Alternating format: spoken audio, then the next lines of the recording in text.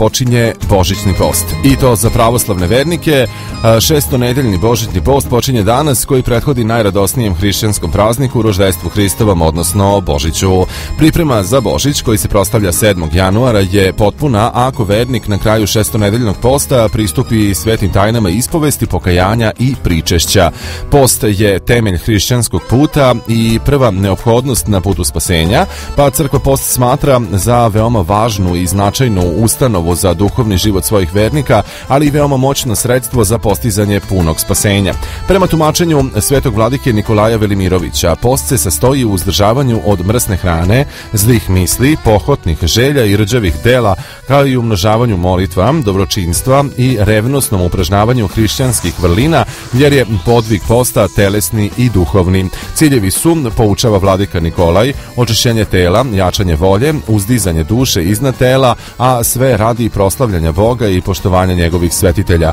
Post se zasniva na primjeru samog Isusa, koji je na hlebu i vodi postio 40 dana pre nego što se suočio sa Satanom.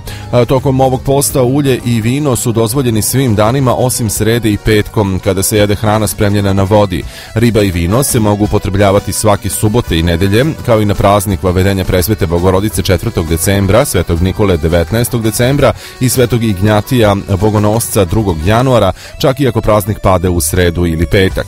Posljednja sedmica pred Božić posti se strožije, bez upotrebe ribe i ulja, sa povrćem spremljenim samo na vodi. Crkva je 4 puta godišnje odredila višednevne postove. U pitanju je Božićni, koji je upravo danas počeo, Vaskršnji ili časni u oči Vaskrsenja Hristovog, Petrovski predpraznik posvećen svetim apostolima Petru i Pavlu 12. jula i Gospojinski u oči Uspenija Presvete Bogorodice 28. avgusta.